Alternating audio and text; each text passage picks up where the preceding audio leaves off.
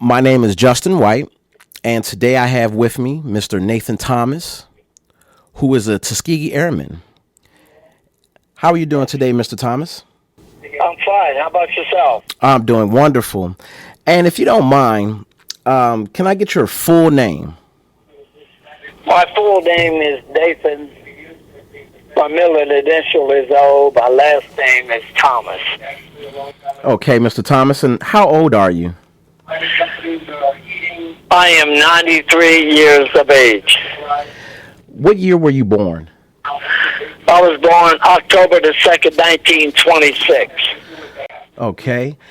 And were your parents, if you don't mind me asking, were your parents, were they free people, or were they born into slavery? My parents, my father, Reverend Robert Wesley Thomas, and Minnie Bell Thomas, my mother, were born after slavery. Okay, sir. They were born in a little town by the name of Vienna, Maryland, Okay. on the eastern shore of Maryland. Okay. And what was your life like as a child? Okay, my father is a Methodist minister in the old Delaware Conference back in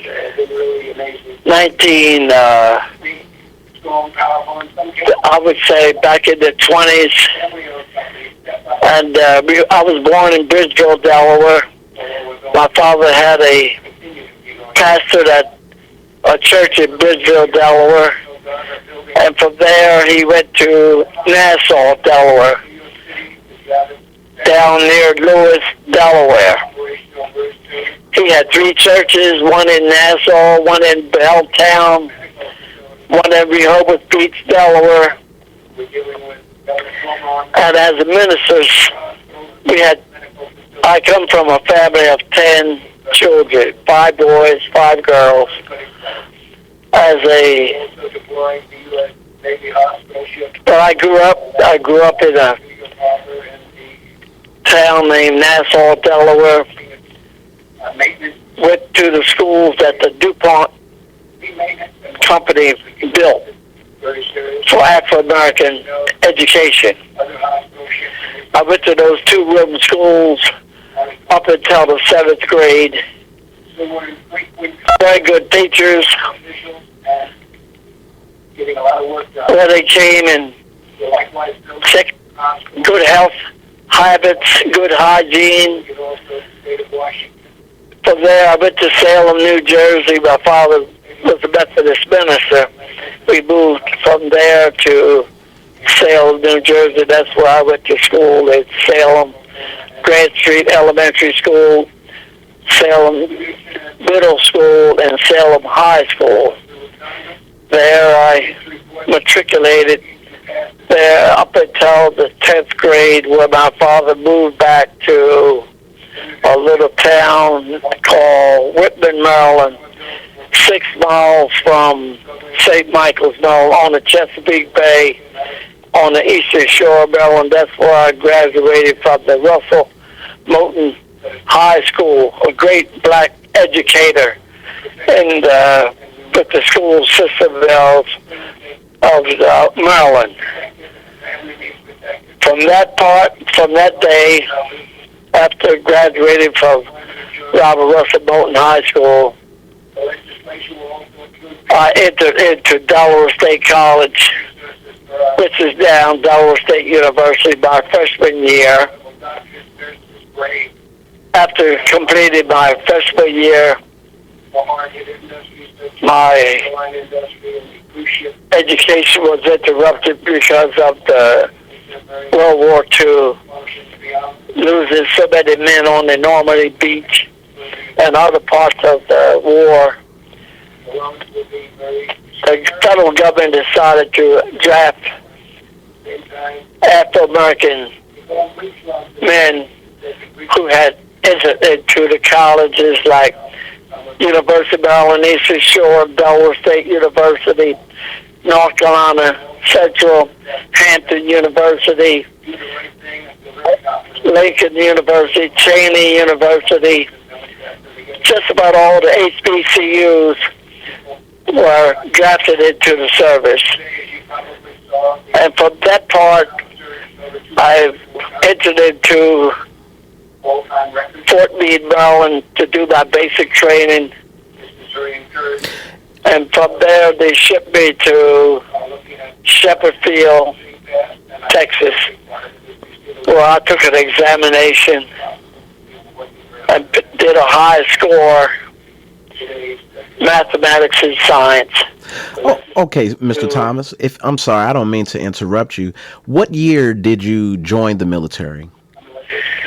I entered the military in 1945, June the 6th, 1945. Okay. And I finished. I had a career at Tuskegee Army Airfield into pilot training and navigation. We had every source of training because we were all Afro-American men at that base. First it was taken over, it was set up by the white military and turned over to the Afro-American men.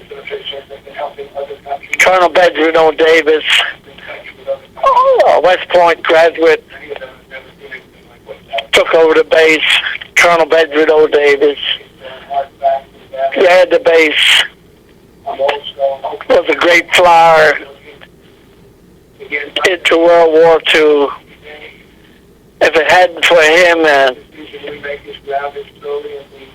Major Menace and other strong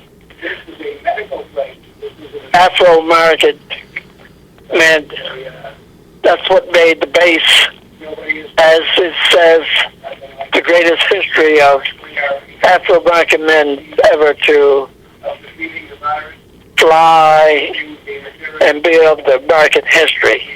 Okay. What drove you to join the military?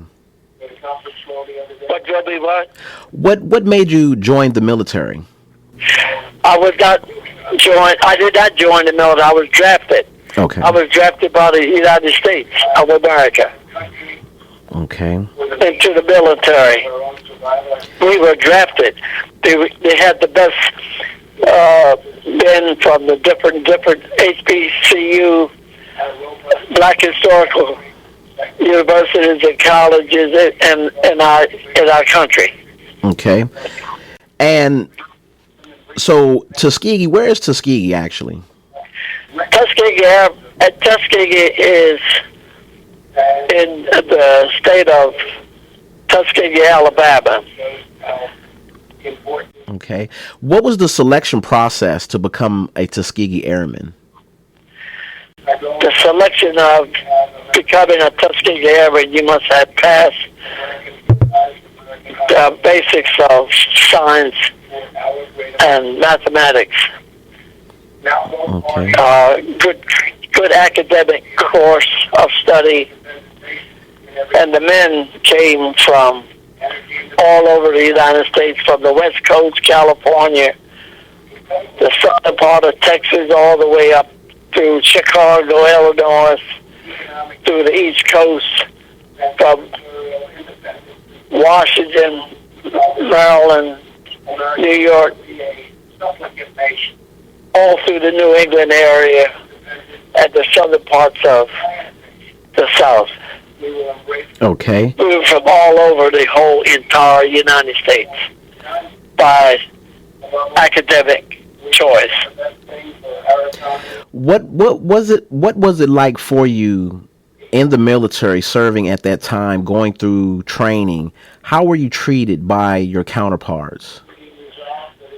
My counterparts were all black, so we were treated very well. Okay. We took all our basics. We studied hard. We had great people that were great teachers, instructors from different parts of our city, of our country. Okay. And what unit were you assigned to? I was assigned to Squadron A, called Information Education Specialist. My job was to take the briefing of the day, orders of the day, weather reports of the day to all the cadets who were flying. We were great meteorologists. From the training, to bring all the information. I was at the operations on the Colonel Benjamin O. Davis Jr. What his instructions were, I would relay that to the cadets and other military people. Okay. Did you become a pilot?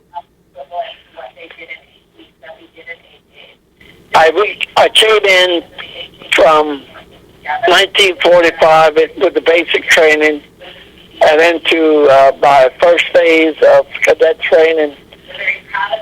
It lasted until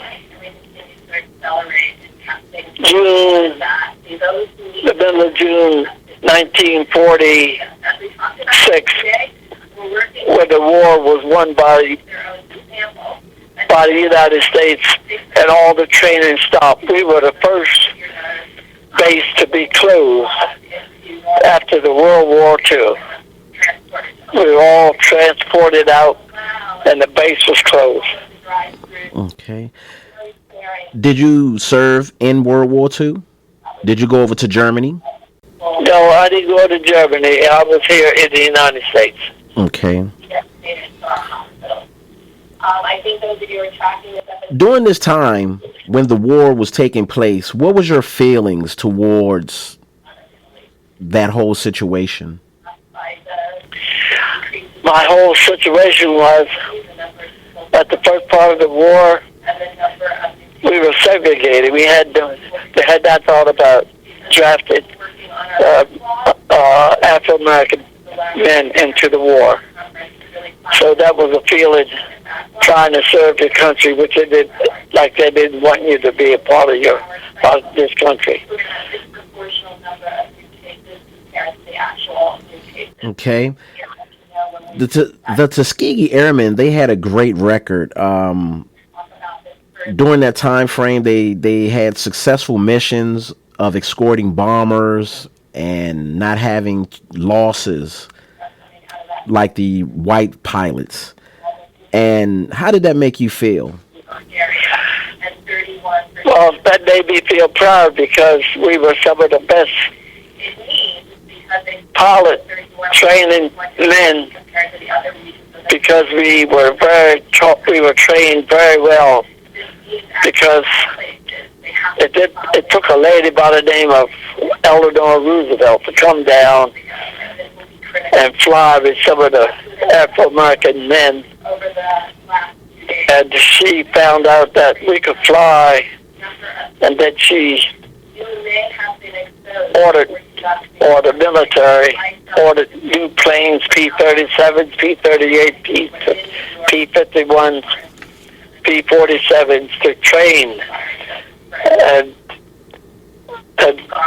we were giving orders to, since we were losing so many bombers on their missions, someone decided that we needed to escort the bombers to the different areas of Berlin, Germany, Italy, and through that, the men that were in B-17s wanted to know who we were, had never met us, and wanted to know who were these Afro-American men that were saving bombers and went to their missions. That's how we were finally ending the war very successful. Okay. And you named a few planes. Can you name those planes again that the Tuskegee Airmen trained and flown? Okay, first we had the AT-6 and the Spearman, the PT-6 airplanes for training. But after the get ready to go on these military raids, we had P-38s, P-41s, P-47s, and P-51s. The P-51s were the ones with the red tails that could outmaneuver all the Nazi Messerschmitts and the Japanese planes. What did you like most about those different planes? They were very, very skillful, more power in the engines and maneuverability of in the air. That's what made the planes better than all the other planes. How did the atmosphere change after the Tuskegee Airmen became so successful with saving the Allies and saving escort bombers? How did the service members in America start to treat the Tuskegee Airmen? At first, we were heroes pertaining to the war. But the worst part was, after coming home with pilot license and all kinds of certificates of knowledge or skills, we were never hired by our country. And how did that make you feel? Very, very sad, very bad.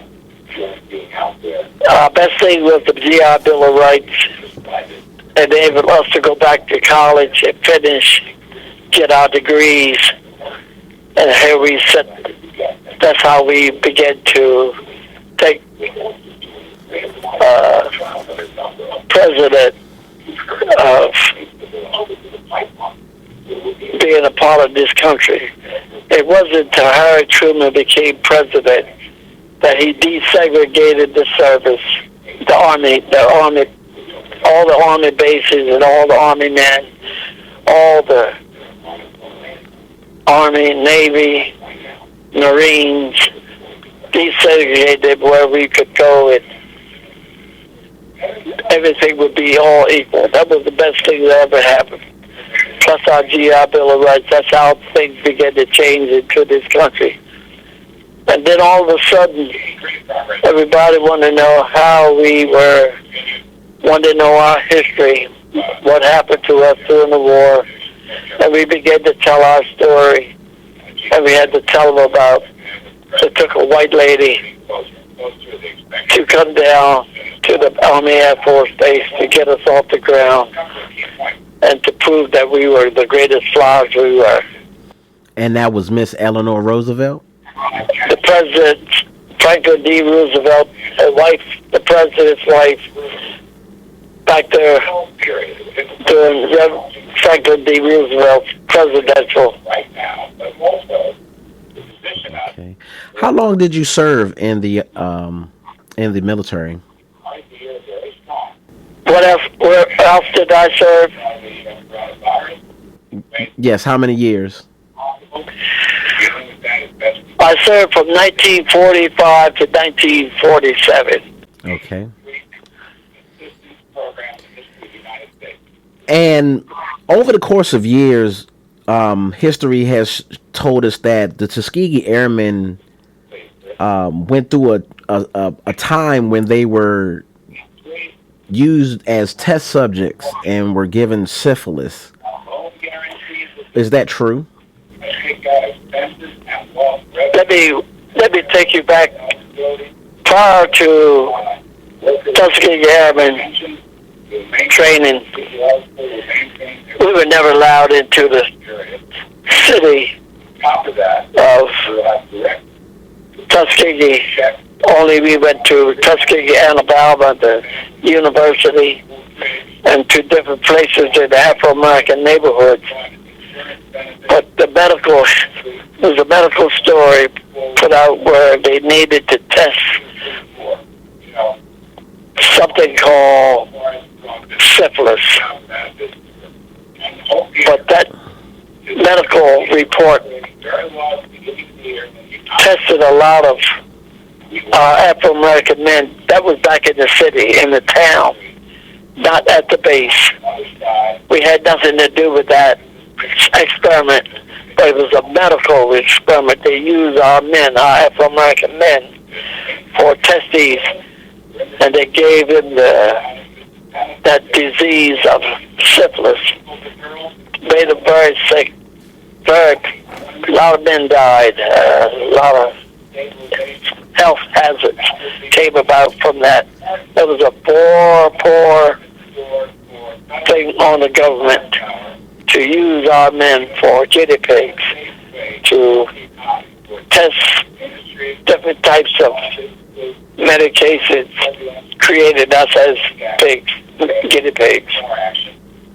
Yes. Being a Tuskegee Airman, did you experience any racism after the war? Very much so, very much so. We could not ride trolley cars. At the time that we were in the service, we never fought with any white soldiers or slept in barracks or ate with the white servicemen. We were all segregated at all different points of the war. We never slept or fight or fought anywhere together until after that President Truman came about with desegregated the service. Okay. Do you have any children? Beg pardon? Do you have any children? Yes, I have 2 girls and 1 boy. They're all educated. My daughter went to Bennett Thomas. She went to Bennett College in Greensboro, North Carolina. My second daughter, Nathania, I.Y.E, on the end of my name is a girl, Nathania Thomas. She matriculated at Boston University. And my son, Michael Thomas, graduated from Howard University. My wife and I, we were graduates of Delaware State University. Okay. Were you one of the recipients that were awarded the Congressional Gold Medal? At the beginning, I was working and raising my family, and when our President Bush gave out the medals to all the Tuskegee Airmen, I wasn't aboard then, but I received my Congressional Medal after that. And once you were awarded the Congressional Medal, how did that make you feel? It was the highest honor to be given from this United States. I feel very, very proud. Yes, sir. And so with today and the way that they view African Americans in the news today, how do you feel about that? Compared to where I began and where I am today, we have made a lot of past history telling our story, what the Afro-American people have done. It was never written in the books. It was never written in the history books. We were some of the best people for inventions in this country, helped to make Washington, D.C., the White House, refrigerators, traffic lights, all these machinery you see used in agriculture. Afro-American men designed them. We just didn't get the patent.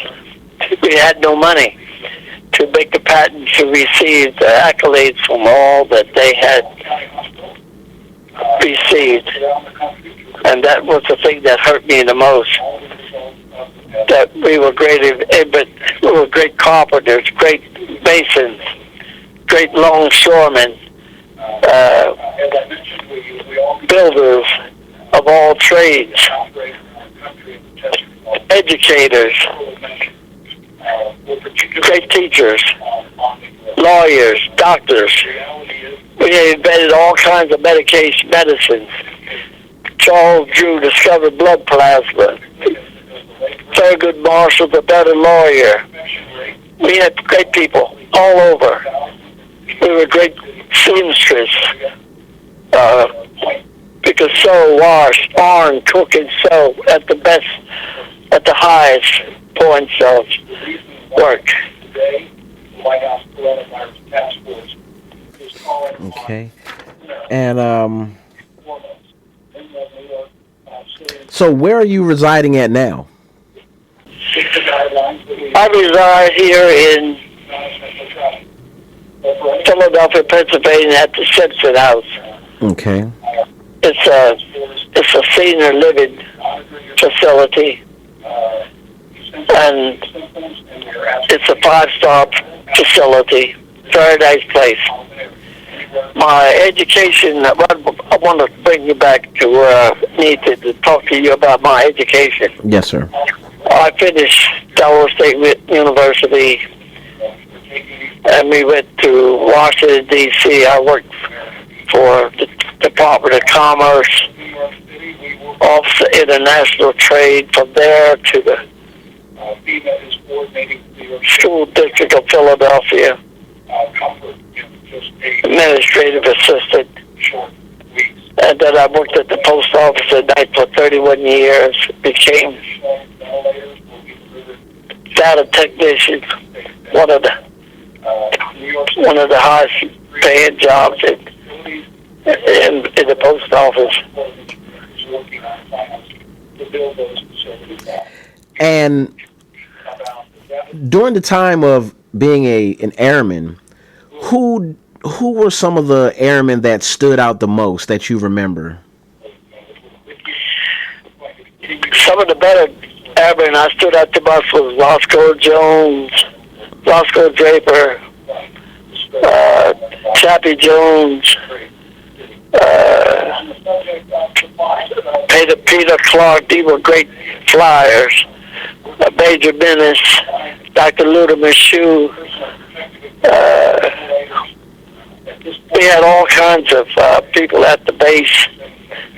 But the best one that stood out the most was my CEO, my man I worked for, was Colonel Benjamin O. Davis Jr. He was the best man of all. A graduate of West Point, number 5 in his class.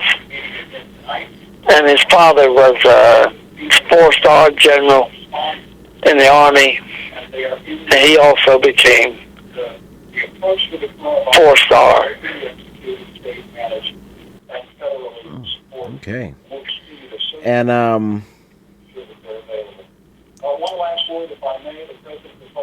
it's so much history. What would you tell the youth of today when it comes down to knowing their history and better educating themselves? Now, don't forget now that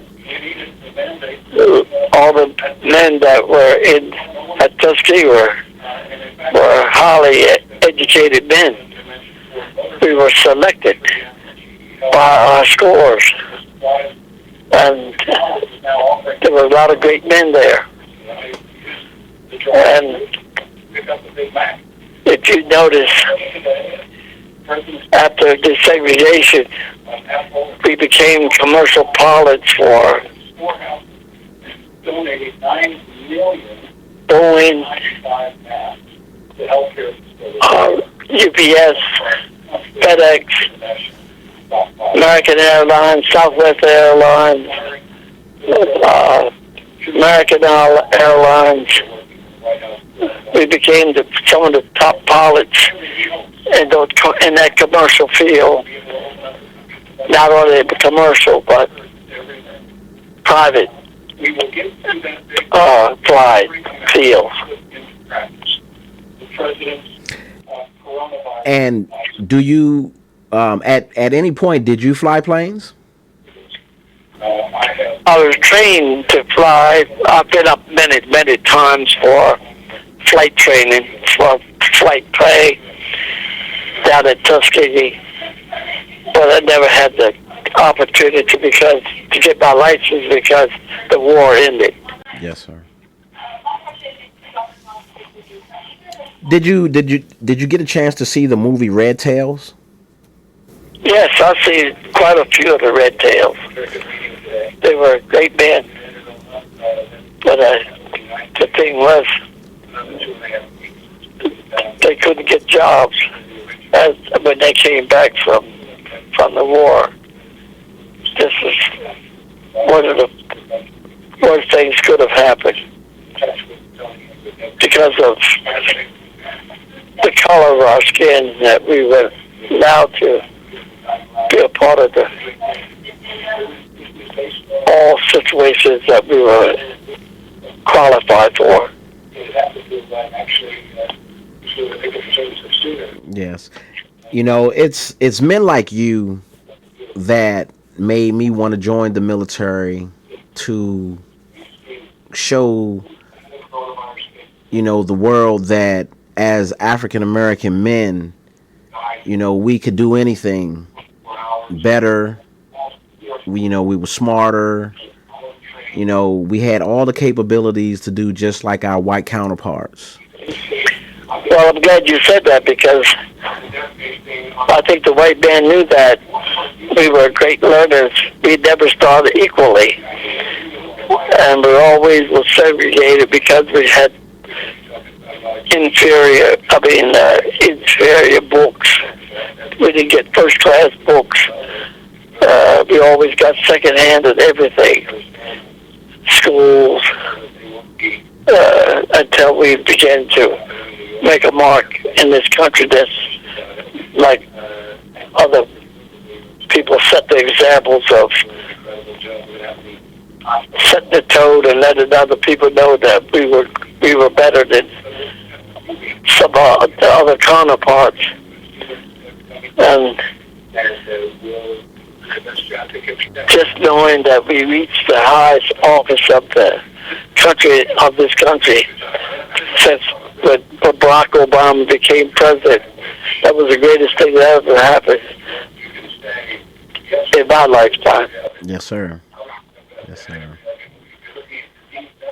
And when the president became when President Barack Obama became president, and you say that was a good thing, how did that really make you feel? Like, oh, this to say we've gone we've done the greatest thing ever happened. And not only that, I was a part of that process. I was a committee person working for the polls to see how people come out to vote for the greatest president in our time. And if you saw the number of people in line coming to make their mark, that was the greatest thing you ever saw. People in line. Constitution of this country, Amendment number 2, voting for their rights. Can you give me any history about the Oriole Historical Society and how that was established? There was a young man by the name of Sammy Thomas, graduate of Howard University. His grandparents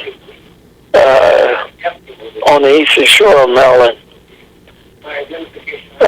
never got due for all the things that they did on the eastern shore. They built churches, longshoremen in the waters of the Chesapeake Bay, the James River, the Potomac River. They were great shoremen for the wealth of crabs and fish and oysters, the great seafood parts of our country. We were part of that. And Sammy thought that we should have some name of Oriole Historical Society, a church that was built up by Afro-American people. And he wanted to let people know that we were great people back there that never got credit from the state of Maryland. But after Sammy passed at a young age, Wilmer Jones, a graduate of the University of Maryland Eastern Shore, and a few other Maryland people, teachers, all from all schools, lawyers and people wanted to set this together by naming it the Oriole Historical Society. We wrote newspapers. We told about the history of all the things that went along. Not only Oriole, these two markets Salisbury, all through the state of Maryland, that we built churches. Dams Quarter, little name of little towns. I can't call them all, but they made their own churches. And then while Wilmer Jones became president, my wife Lala Thomas, she was related to some of the longshoremen that helped to build the church, the Tillmans, and she decided to be the secretary of this organization. I became the vice president. I was vice president for about 10 years. Then I became president for about 5 years, and we kept the tradition of letting people know that we were some of the great history makers in the state of Maryland. If it wasn't for the Maryland Historical Trust, they gave us grants of $100,000 each, two grants, and we're in the process of getting another, that we were able to finish that church. And basically, I guess you understood that after we were going to pass this history and our church down to the University of Maryland Eastern Shore, to the college, and let them carry on the traditions. But I'm glad that you came aboard to rekindle the spirit that we had after we got older. We were sort of diminishing, passing on great people who kept it going. But now, since you are taking the full reins of keeping the history going, we appreciate your endeavor, your efforts to set the tone, to bring back all the history and the things that we were talking about for years. I'm hoping that you can carry it to another level and make sure that this is written, people, young people of our race here, and know that we did a lot of great things other than being service to a lot of people. Yes. I'm going to do my best. There's a lot of history that I need to learn. I don't know where to even begin. Can you tell me what were some of the efforts that you had to make in order for the organization to become a historical society? First, it was the family. The grandparents of all the families down there, the Joneses, the Tillmans, the Maddocks. All those people were longshore people, and they kept Bradshaws, and they were the ones that kept things moving and making sure that they kept the families together, and from Washington, Baltimore, Annapolis, Salisbury, Cambridge, Easton, all through Maryland, that we wanted our children to know that we were doing some great things other than being service to all the other jobs and other things that we were working in. We were just just giving us all service, but we did other great things other than being of service. When presenting the information to the state of Maryland, did you face any hindrance or adversities in trying to, pass on? If you look at your historical society, your history would be with the Annapolis historical people that takes care of all the history in the state of Maryland. If you would go there, you would see reports that were made from all our efforts. I didn't know whether Shirley had told you about all that, but we have our history is in Annapolis, in the history archives. Have you looked for that yet? No, I have not. And there's a lot of things that I need to become aware of, and I'm just trying to gather as much information as I can and finding out where to look for the history. Okay, I'm glad that you talked to me, because I was part of the beginning of Oral Historical Society, along with Roma Jones, Lowell Thomas, Nathan Thomas,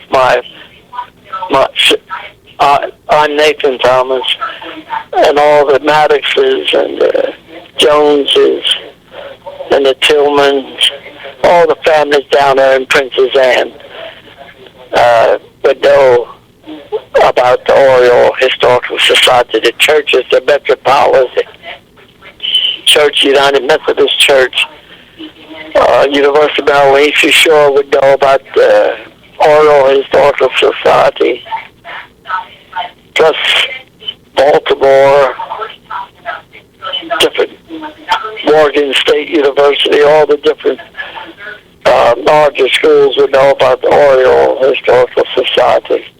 Okay. Yeah, so I'm definitely gonna have to dig deep into getting myself up to date. I think you're doing a good job. You've already started with me. Yes, sir. Yes, sir. Did I give you enough information? You did, but I'm trying to dig for more. I'm trying to figure out what proper questions to ask. So let's talk about longshoremen.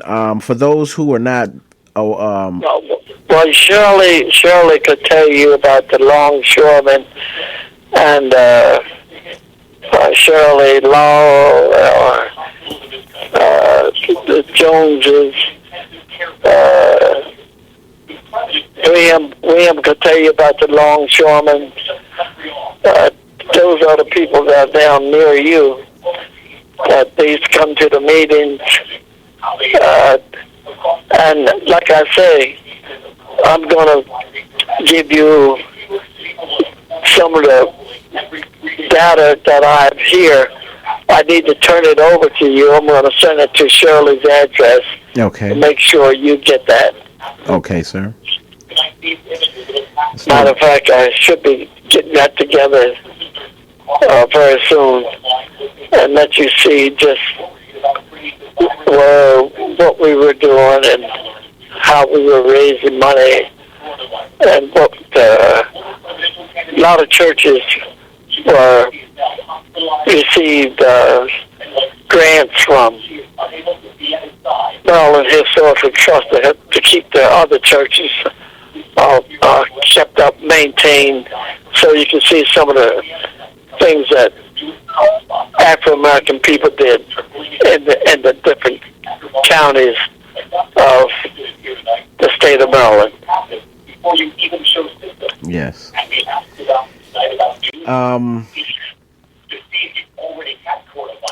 Sammy, the young man who started a lot of these, what part of the family was he in? Is he in relations to you? Let's see, Shirley has that information about Sammy. Matter of fact, I would have to go back to my notes or find out just where Sammy, how he came about for the Oriole Historical Society. Sammy, I think his parents were part of the Oriole Historical Society until he took over. Francis Thomas. There's a lot of people that the information that I'm going to send you, their telephone numbers as well as where they lived back there then, and their part in the Oriole Historical Society. That's all written for you to see, and I'm glad that I'm one of the oldest men left to talk to you in terms of bringing you up to the present. Well, thank you very much for allowing me the honor to talk with you and get some history from you. I'll be glad to meet you one day. Yes, sir. Yes, sir. During this summer, I think if we're going to have a day that we could go down to the Oriole, to the church, Shirley could have everybody come down to the church. I would like to do that, if it's possible, to meet you and let you see all the things that have been done. Yes, sir. Have you met Paul Too Hard yet? I have not. He's the architect, the guy that finishes the church. Have you talked to him yet? No, I have not. I will have to get his information. You need to talk to him, let him tell you how long he has been working at that church and the kind of work that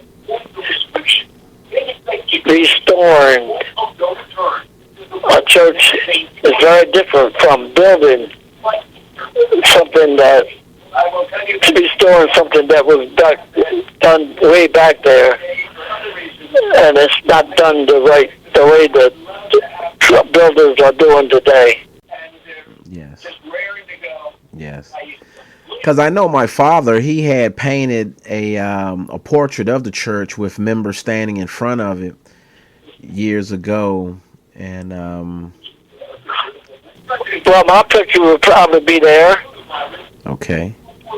To Shirley just show you the people who were there, maybe, or Laura, to tell you who they were. She probably could. Okay. Yeah, so I'm going to definitely have to get in contact with everyone so that I can get this information, and I definitely would like to meet you and get some more information from you. And this is very. Down to the church yet? I have not. The last time I've been to that area I was a kid. Mm-hmm. I was a kid. Well, why don't you this spring or one day when it gets warm, drive down there to see where it is, the grave site, all the ground that is around that church. We own a lot of ground on the other side of that road. Okay. And we try to keep it cut and make sure that taxes and insurance and everything is kept up. And so get an idea of what's down that road. You know, farther down the end of the road is where they go fishing. They fish for spots. You eaten a lot of them, haven't you? Spots? Yeah, fish. The fish? No, I haven't. I haven't. No, I don't think so. Oh, they're good fish. Oh my goodness sakes! One of the best fishing on the eastern shore. Okay. Trout, sea bass, flounder, all that's down there. Yeah, I've been wanting to take a trip. And go fishing and you know, just to relax, get away. Mm-hmm. And How old are you, by the way? I'm 44. Oh, you're 44. Oh, wow. Yes. Mm-hmm. Yeah. Well, my son Michael, he's a graduate of Howard University. He was there when Sammy was. Yeah, but Sammy was at Howard. My son Michael. Okay. Yeah. He graduated from Howard in business administration, and he has a lot of history. And Shirley probably could introduce you to my son and have him call you to give you. He's the one that does all the pictures, make the search on, take pictures. He was down there taking pictures at the time. Paul Tuhart was rebuilding the church. Matter of fact, I could give you his number if you want to talk to him. Okay. Michael Thomas. Hold on for 1 second. Now he could probably send you a lot of pictures on the. He has all the modern technology to send things to you, and he sometimes helps with the newsletter. And this is. What do you do out of that? And this is your son? That's my son, Michael. Michael. Okay. Michael Thomas. Michael Wesley Thomas. Okay, definitely. Yeah, because right now, I'm trying to put together, for those who have not been to the African American Museum here in Washington, D.C., I'm trying to put together a video of my time when I was working down there. And did you work there? Yes, sir. I was there when it opened up, and I was one of the first Tuskegee Airmen to set it for the dedication with President Obama speaking. Oh, okay. I didn't know whether you knew that or not. No, sir. You know, my wife and I, we sat with President Obama during the dedication of the Washington Afro-American Museum. Okay. Yeah, it's a beautiful Shirley museum. didn't tell you that, did she? No, she didn't let me know about that one. Yeah, well, it was a great day, day in history, and our planes are hanging up on the 7th floor. Yes, sir.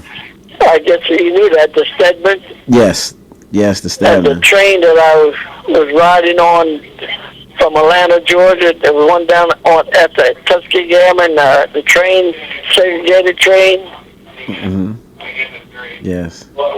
And we got stuff in the art museum exhibit.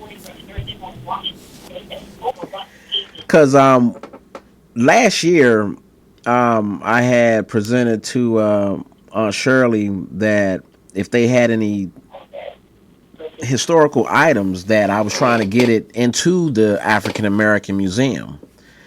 and I was contacted back by Dr. Lonnie Bunch. He was the director at the African American Museum. He is now the director for the whole Smithsonian. Mm-hmm. And he put me in contact with the curators, and what they were saying at that time was that they had to stop taking entries.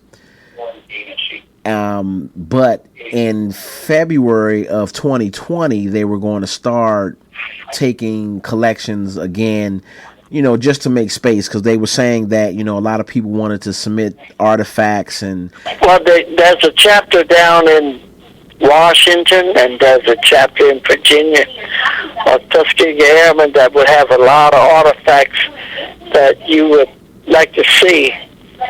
I have pictures here with Eleanor Roosevelt going up as one of our trainers. I have a lot of history of our history of our Tuskegee Philadelphia chapter. We have a lot of history. But getting back to Oriole Historical Society, I think what's her name? Vice President. What's her name? Of the Oriole Historical Society. I can't think offhand. They have a lot of pictures. Okay. They have a lot of pictures. Levin Tillman, he has a lot of pictures. Have you met Levin yet? No, I haven't met. He's our historian. Yeah, I'm just trying to get all historical facts as much as I possibly can, and figure out a way to put these things into the newsletter, to keep everyone in the loop of knowing what their history is. I myself did not know how great contributions we've made to this country. And so I'm just in awe and fascinated to learn more. Well, did I give you enough information? You did. I would like more. But I think I gave you about a half an hour's worth of conversation. Yes. Oh yes, sir. You gave me plenty of time, and I know I called at a late time, and I don't want to take up too much of your time. But what I would like to do is say thank you very much for giving me this opportunity to. Yeah, but we're not finished yet. We got another time to go. I'd like to meet you in face to face, and yes, sir. And try to. We can meet down at the Oriole and see how things are. Yes, sir. Okay. Good talking with you. Yes, sir. Thank you very much, and I do appreciate your time with me. And this is great information, and I'm going to replay the audio tape and put my words together. And enjoy the rest of your evening. Okay, and thank you very much for having me there. Yes, sir. Thank you very much. All right. Good night. Good night.